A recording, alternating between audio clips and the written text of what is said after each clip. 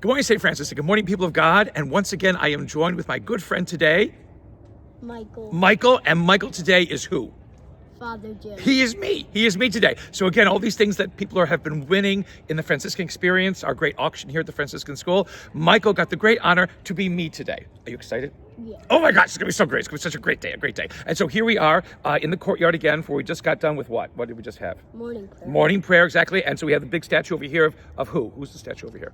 St. Francis and Gubbio. St. Francis and Gubbio. Exactly. So because we're St. Francis, so because we're like St. Francis today, and we're Father Jim for the day, it's appropriate that we have this reflection right by the statue of St. Francis. Good, right? Excellent. And Michael, you are in what grade? Third. Third grade. My gosh, you're getting so big.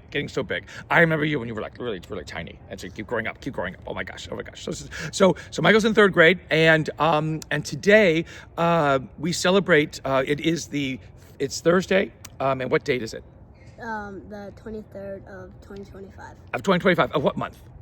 October. So it's October 23rd, 2025. It's also, because this is how the church calendar works, it's also Thursday of the 29th week of the year, 29th week in ordinary time. There are 34 weeks in ordinary time, so that means there's only 5 weeks left until Advent begins. And what follows Advent? Jesus being born.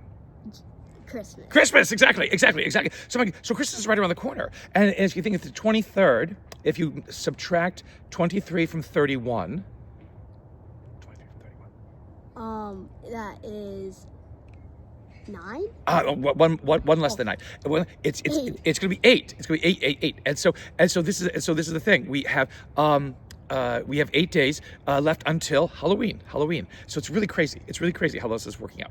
So we're getting all excited for Halloween, getting excited for Thanksgiving, getting excited for Christmas. All these days that are all these holidays coming one in a row. Fantastic. So, but today we celebrate. It's not just Thursday of the 29th week of the year, 29th week in ordinary time, but it's also a Franciscan saint. It's Saint John of Capistrano. And do you know what happens at a certain place in California called Capistrano on this day? Have you ever heard of some birds that come to a place?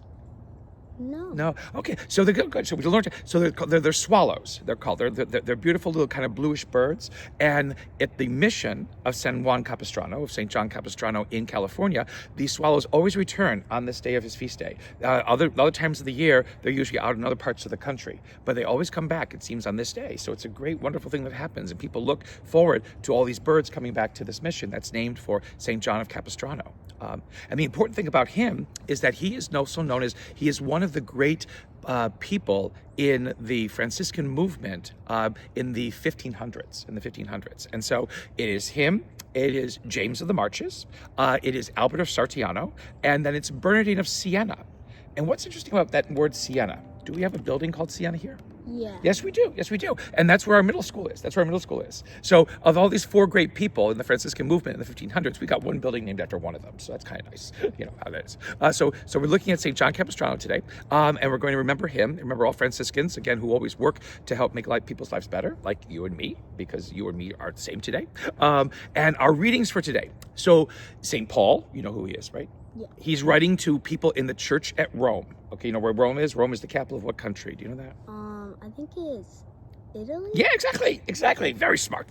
So, yes, the capital of Italy, and he's writing to the people who in the church in that city over there, and he's basically telling them, again, to be good people. Because is it better to be bad, or is it better to be good? Good. Yes, exactly. But is it hard to be good sometimes?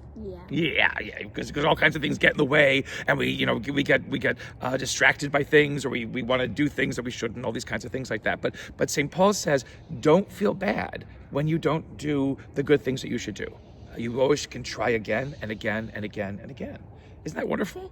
Again, so that's why when we make mistakes, we try to learn from them, right? And that's always a wonderful thing to remember. And so St. Paul's encouraging the people at Rome, the first Christians at Rome, again, don't think that you have to be perfect. Because if you're trying to be perfect, you're never ever going to succeed. But you have to try to keep being better and better each day, right? Good. That's excellent. See how wonderful that is? And then in Luke's gospel today, we have Jesus talking about what he is trying to do in the world. And at times, is everybody going to agree on one thing? Well, people always disagree on some things.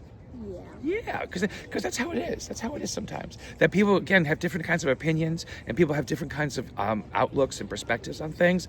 And basically, Jesus is always trying to tell us, remember, again, who you are. Again, you're supposed to be people who get people to move away from just being in dead center, to get people to make the choice, to try to follow me, Jesus says, and to make sure that people get the choice to know what's important in life and to not lose sight of that. And so because of that, sometimes people can disagree, and maybe people can get into fights, and people can say, well, my way's better, your way's better. But the thing is, always remember, what's the thing that's supposed to hold us together that begins with L? Love. Yes, exactly. So it's like even though you may disagree with people, even though you may get into fights with people, you may have different ways of looking at things and doing things, remember that love is more important than all of that. And remember how much you love somebody. Good message. Right? Do you live that way? Yeah. Good. See, Michael, you're very good. You're excellent. So that's all. So that's our lessons for today. Again, in the readings for today, it's again, don't be afraid when you make mistakes, because you can always get better. And what's the most important thing to remember about your relationship with somebody? Love. Exactly. So live that way. Listen to the two Father Jims today. Listen to what we have to say. Listen to what the gospel has to say. And then try to make our lives more important, more wonderful, because of the love that we have and the fear we don't have in making our mistakes.